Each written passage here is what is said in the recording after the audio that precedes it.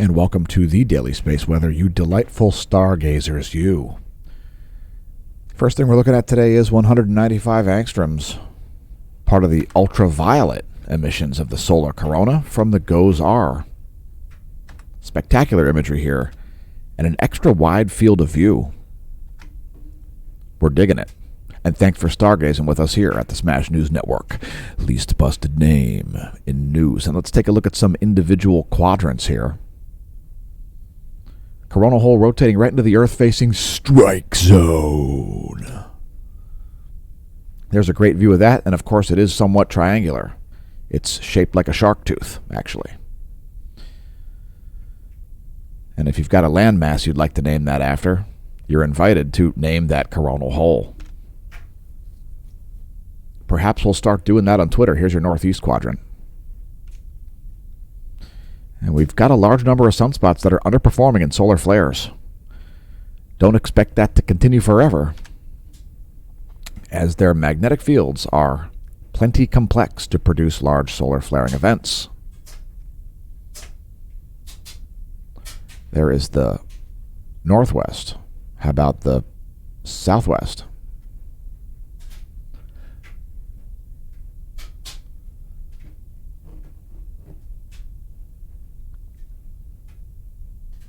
We've got at least one new named sunspot. It's rather close to the equator. We'll get to it in our sunspot section about midway through the video.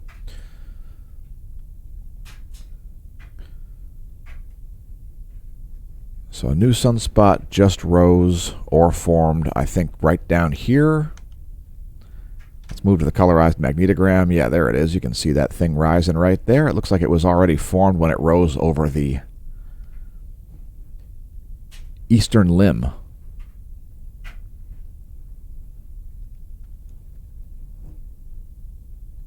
And let's take a brief moment to look at what's going on ground level. Yeah, ground level. So Luatolo's erupting. There's some imagery of Luatolo's lava fountaining event. And let's see what else is going off. Stromboli. They're producing some incandescent activity despite its reduction in activity in the past few days. It still does show ongoing volcanic tremors.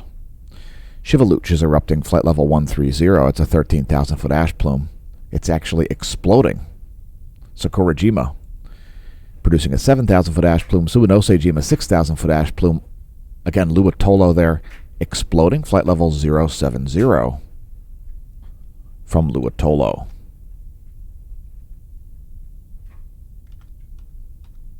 And I just lost a tab. Sorry about that.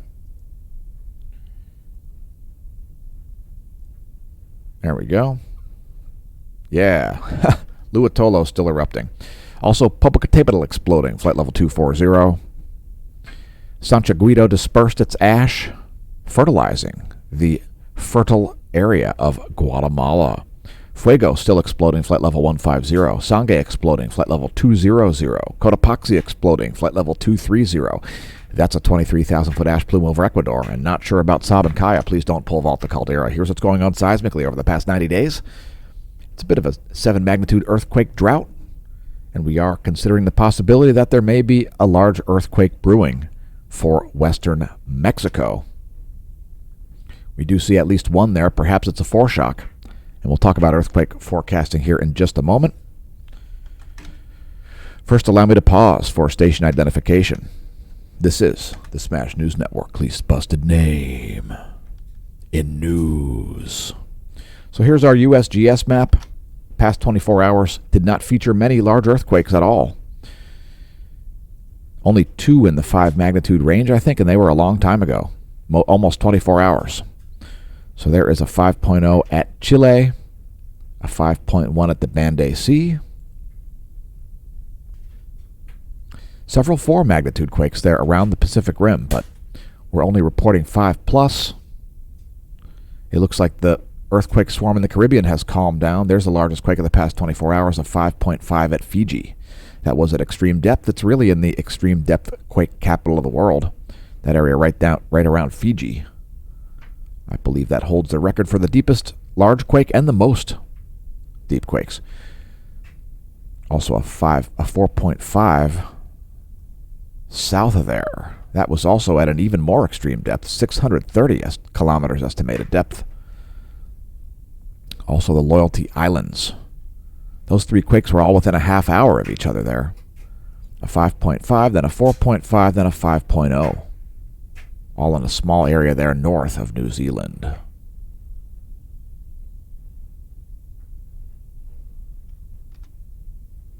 About forecasting earthquakes. There is an article in the Science Times which has got links. Examining the ionosphere can forecast earthquakes with 80% accuracy. So it has to do with the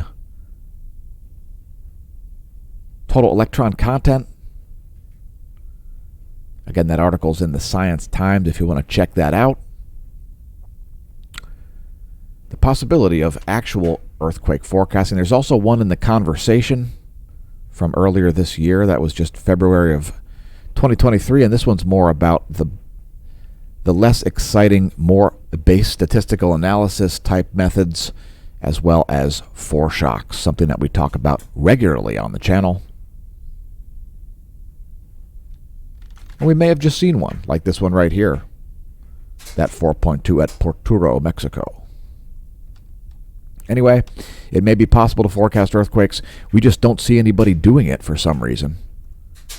So some folks out there claiming they're able to do it and that they can just look at the sun and say, oh, there's an earthquake going to happen in Indonesia at 4:30 p.m. Universal Time. We're just not seeing it happening. So these are 24-hour videos. That's 171 angstroms from the GOES-R. Take a brief look at the northern hemisphere by itself. Plenty of sunspots up there, especially on the western limb. And a similar scenario with the southern hemisphere. The 10.7 centimeter radial flux still stalling around this support level that we talked about yesterday. Now, if you didn't see yesterday's video, we'll reference that in a minute. There is a support level with the 10.7 centimeter radial flux that you may be able to see on this graph here if maybe you're a stock picker. And right here at 155 solar flux units, there is a significant support level. So you can see right there, right there, right there, there, there, and there. Even here you could argue that there is upward level resistance to 155 solar flux units approximately. So that's sort of a breakout number, and we're just above that. It's surprisingly low considering how many sunspots we've got. And let's take a brief look at the Space Weather Enthusiast dashboard.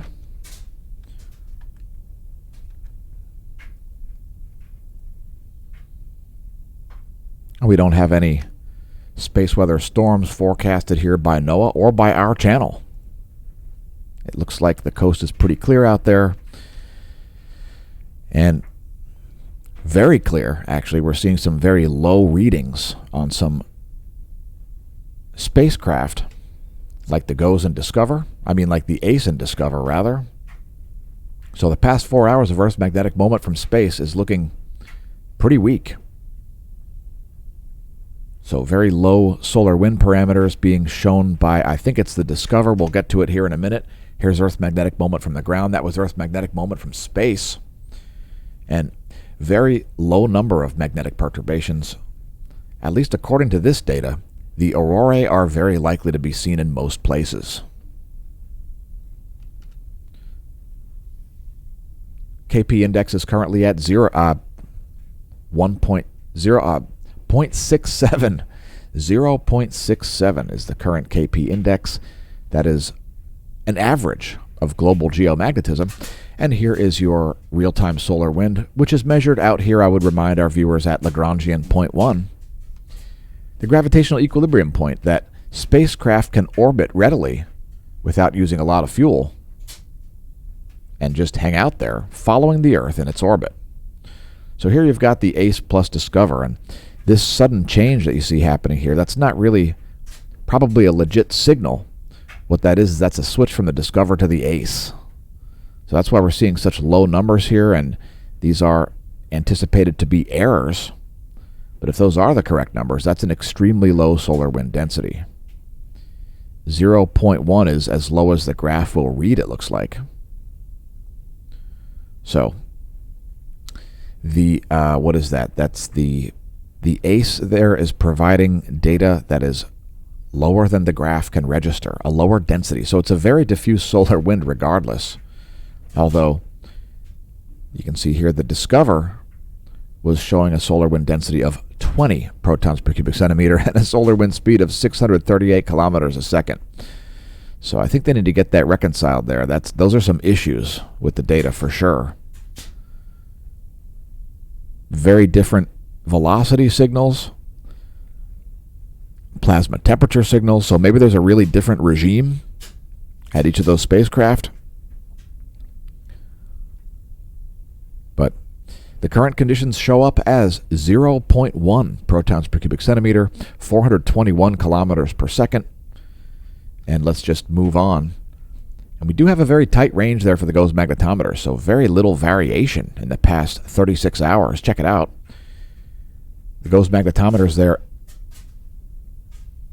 between about 77 and 100 nanotesla for an extended period of time there. So very small variation. If you want to see a larger chart to give you more context, there's a more normal variation in the GOES magnetometers.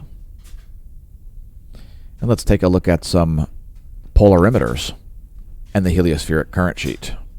So now we're looking at the heliospheric current sheet's plasma. And I don't know why it turned blue. There must be some reason. Thanks for leaving comments. Mike Bordages and Tinman 1057. Remember, folks, retirement is a number of dollars, not an age. Once you have the right number of dollars, you too can retire. It's that simple. And if somebody's complaining that they don't have enough time, it's because they don't have enough money to pay somebody else off to do their chores. Anyway, here's our top view of the plane field plot. And Earth is just in a South Pole current sheet, depicted there in red, almost right in the middle. So, I mean, welcome once again to the South Pole. And this is the part of the current sheet that provided some great space weather on the last Carrington rotation. So we're excited that we may see some more exciting space weather, perhaps even before the month of March ends, although time's running out quickly. The likelihood of large solar flares and coronal mass ejections indeed is kind of high. These systems that we see on the Earth-facing portion of the solar disk here are a little bit underperforming indeed. So here is our line of sight field plot. Again, welcome to the South Pole, the South Solar Magnetic Pole. And let's move to coronal holes. We've got a bunch of South Pole-oriented coronal holes also. Probably no surprise to our regular viewers. Next, we'll show a 48-hour video of coronal holes from the SDO's 211 angstroms wavelength.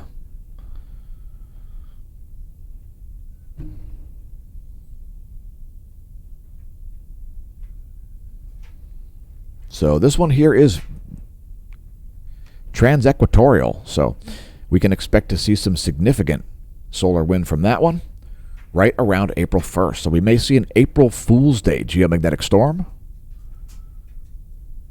because of that transequatorial coronal hole. It's very well defined, and that type of coronal hole could produce effects even a little bit early, as we've got some area in front of it there. So may even arrive as early as the 31st, maybe like midday, maybe even early in the day on the 31st there.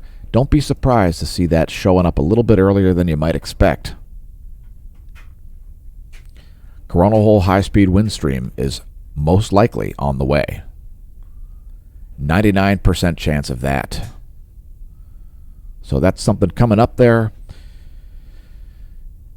Which brings us to sunspots. Again, that's a 48-hour video.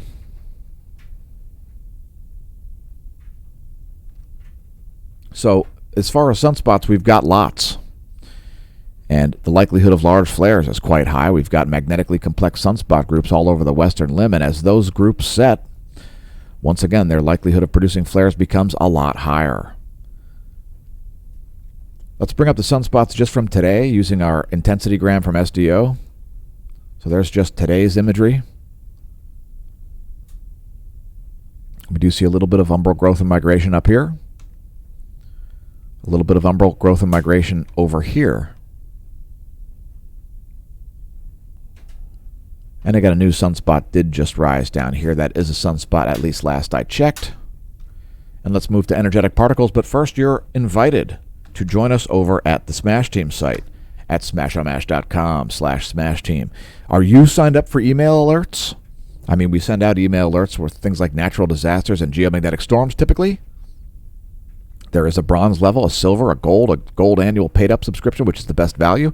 It includes complimentary merch. So if you want some Smash Team merch, that's a great way to get it. If you want an at smashomash.com email address, becoming a gold member is a way to get that. The gold level Smash Team does provide that if you like.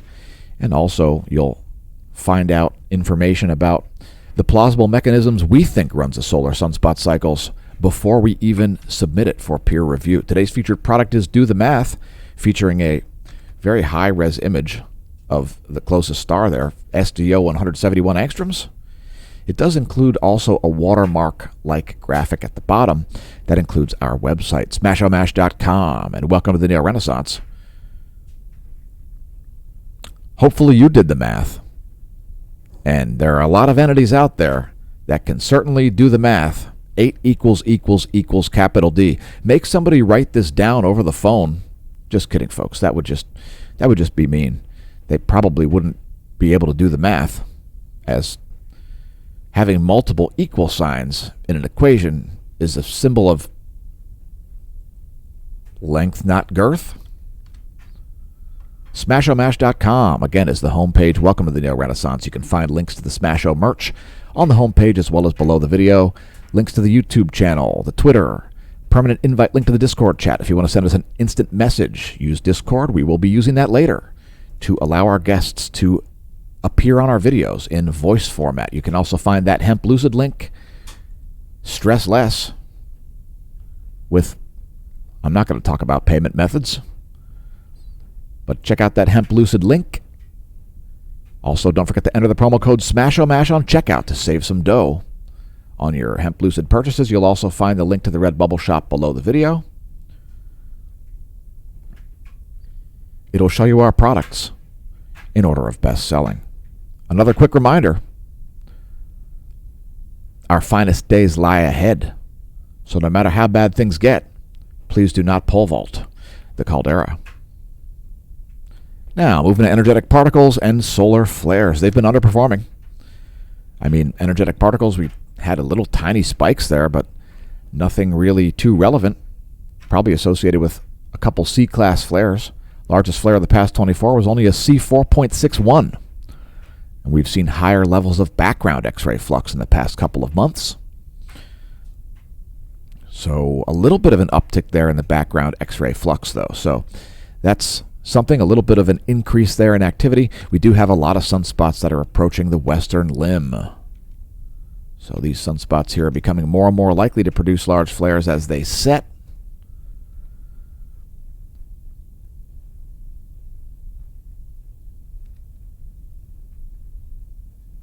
There's 24 hours and 131 angstroms.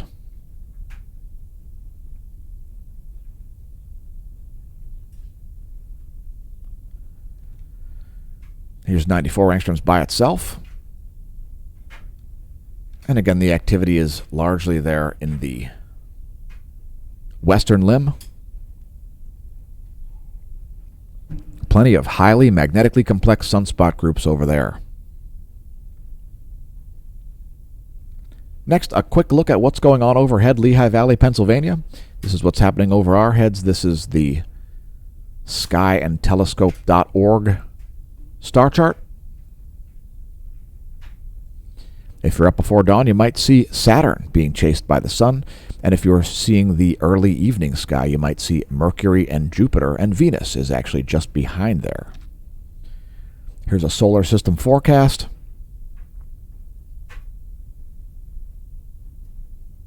This is your 1 week forecast for what's going on in the local stellar environment. There you go. There's where things will be on 4/3, April 3rd. Next, coronagraphs. And we do see some relativistic particles there, so those were legit spikes in the proton flux. You see a bunch of little shapes appearing. See all those rectangles appearing on there, those little ellipsoid shapes. Those are relativistic particles striking the aperture there.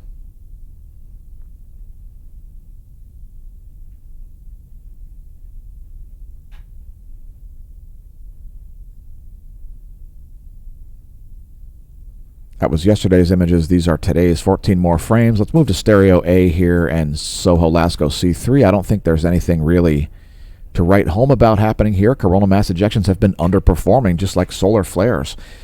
And a quick reminder that these are separate phenomena. We don't need flares to see coronal mass ejections, and often we see flares that lack coronal mass ejections. Here are the past 24 hours. Some minor CME activity there.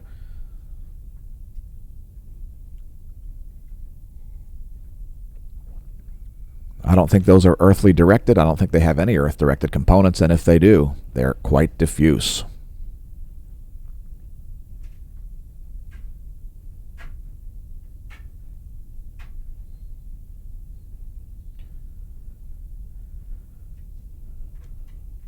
Next, looking at filaments, and we've got a massive number of filaments, mainly in the western limb. So, I mean, this is the area to watch throughout the day. In my opinion, the whole western limb has got capabilities to do lots of exciting things. And I think we've got some filaments that could get named. If you want to name a filament, you're invited to Twitter to hashtag name that filament. Also, don't forget to follow the hashtags SpaceWeather and SpaceWX over on Twitter. You'll see all kinds of auroral retweets. We put up no less than a dozen auroral retweets in the past couple of days because we had some great geomagnetic storm conditions. So follow us over there. Thanks to our new followers over on Twitter. You're seeing content you won't see anyplace else, including on YouTube. Thanks to our YouTube subscribers for tolerating the pathetic, putrid, and disgusting censorship on the platform, and for tolerating all the nonsense that is paid to the tune of millions of dollars per year to quote HD Tudor, they've been criticized for the promotion of complete and utter bollocks, otherwise known as pseudoscience. Here's the past 24 hours in 304 angstroms.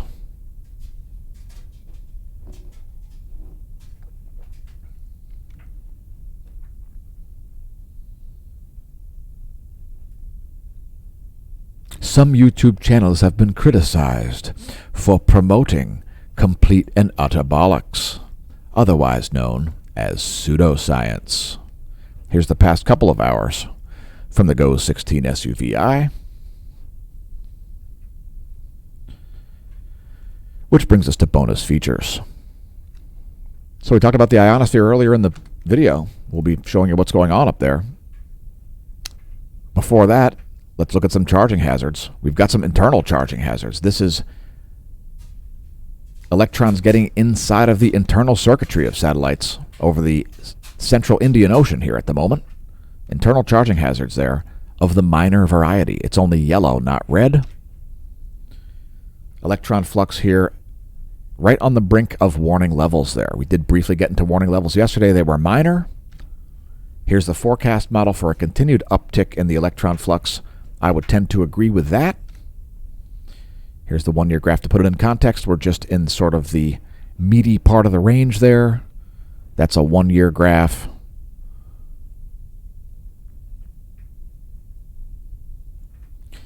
And next we'll take a look at the F flare of the ionosphere. So that's the 300-kilometer altitude upper ionosphere portion, the F layer, not to be confused with the D layer that's associated with radio transmissions.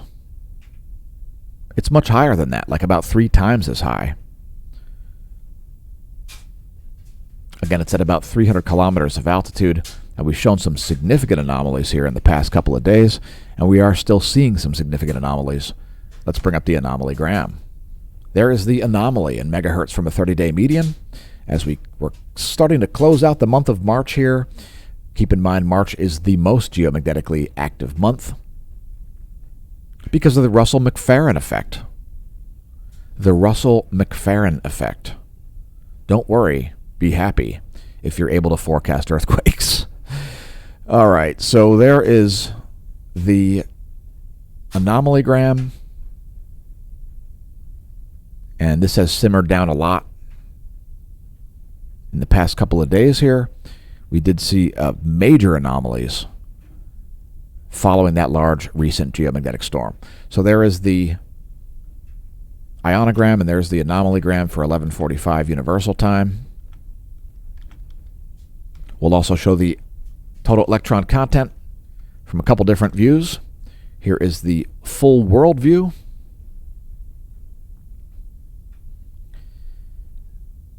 And I'm not so sure that this is able to be used to forecast earthquakes. It may be a little bit too low resolution.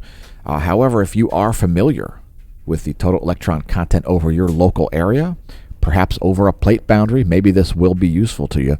Let us know in the comments if it ever is. We'll show North America's total electron content as well. The free electrons from ground level up to about 12,500 miles of altitude. This is the anomaly, by the way.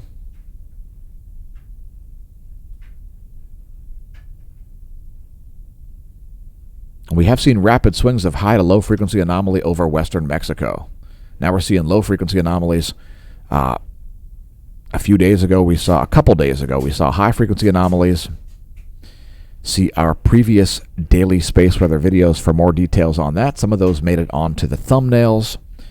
And a quick reminder, our thumbnails contain more information than many entire channels who just spout utter nonsense and attempt to fearmonger their way into incredible wealth. And some of them are shockingly successful at said endeavor.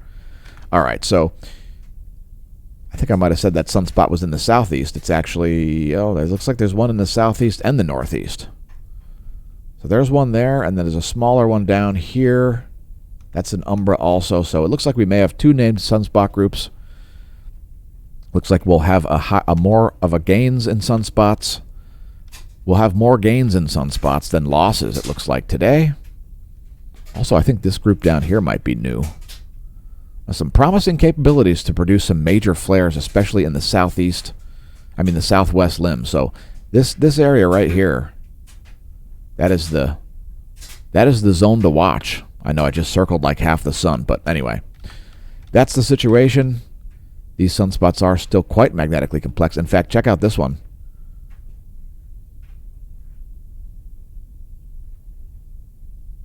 It's got some significant chaos happening there with its magnetic fields. And let's move to meteorology.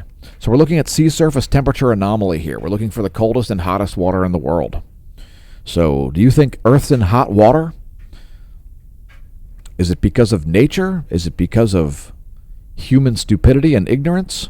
Remember, folks, never blame a conspiracy on that which is more easily explained by ignorance and stupidity. Never blame a conspiracy on that which is more easily explained by ignorance and stupidity.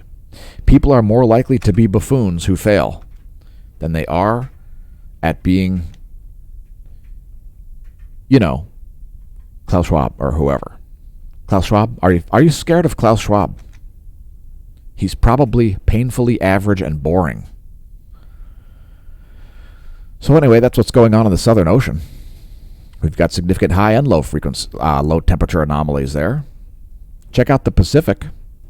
The equatorial low frequency anomaly is continuing to break up here. We're getting cold water all over the west coast of North America. Temperatures are pretty normal around Hawaii. The northern Pacific remains kind of hot. New Zealand has recently come out of some hot water, and there's a bunch of cold water there in between Australia and Antarctica. The southern Indian Ocean features some hot water, also south of Africa. Some great variation in ocean temperatures. The Caspian Sea is really hot in the north. And last but not least, the Gulf Stream. So cold temperatures there around the Greenland coast on the east. And some very cold water mixed in. In fact, some hot water mixed in also. So what do we have here? We have 14 degrees Fahrenheit above normal there for that area. Meanwhile, this area right here, 7 degrees below normal. Anyway, that's ocean currents and sea surface temperature anomalies. And once again, as you can see, the Gulf Stream continues to make it all the way up to Ireland and Iceland, preventing a year without a summer for Europe and indeed the rest of the Northern Hemisphere. Some YouTube channels have been criticized for promoting absolute and utter bollocks, otherwise known as pseudoscience. All right, here are the surface winds of the eastern world. Strong low there, south of Kamchatka. High winds there. It's a bad day to be sailing south of Kamchatka. Here are the jet streams of this side of the planet. Here are the jet streams of the western world.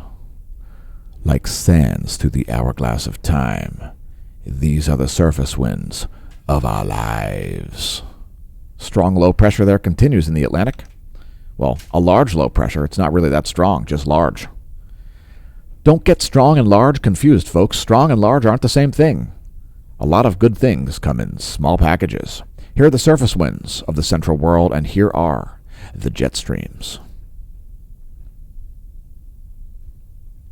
You know, in a bicycle race, when we see a dude that looks like he's a bodybuilder and he's really stacked, we're happy because after the first climb, he's going to be gone.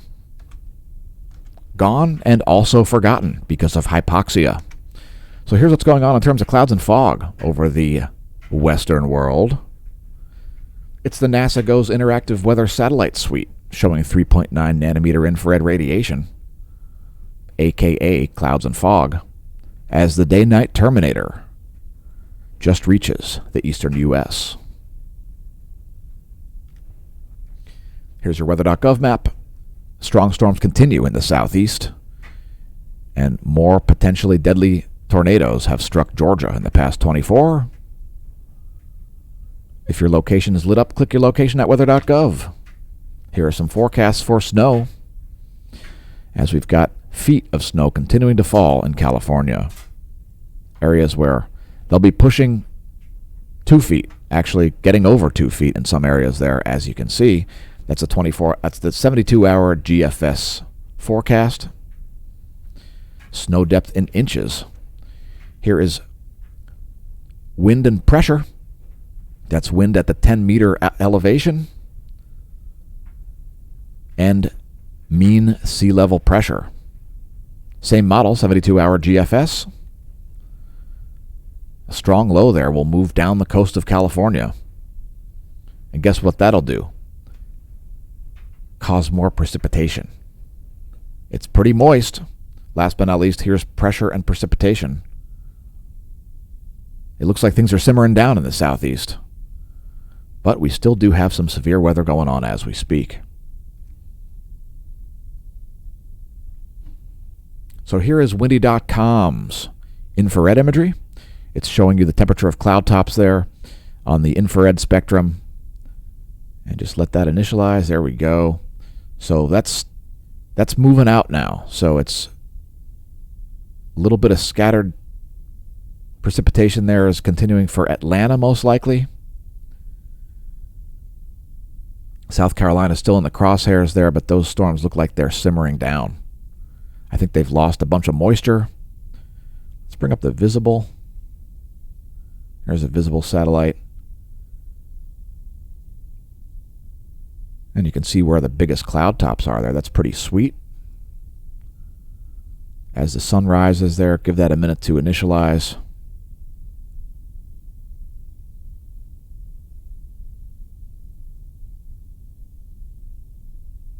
So the southern part of that system is stronger than the northern part.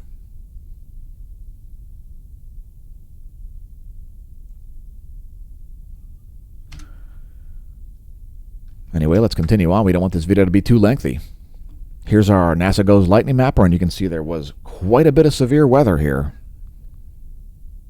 Should be some interesting reports coming in. Let's see what's going on in real time.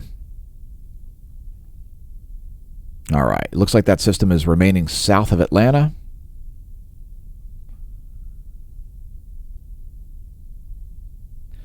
Mainly in between Atlanta and Macon. Oh, and there's a strike north of Atlanta, so I stand corrected.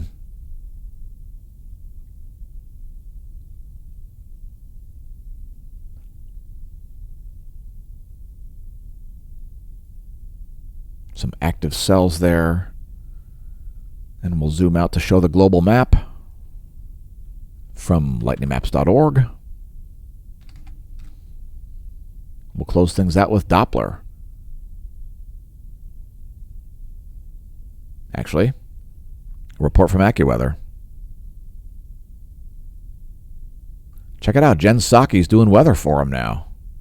Congratulations to Jen Psaki, now a weather person for AccuWeather. Well done, Jen Psaki. Great outfit, too.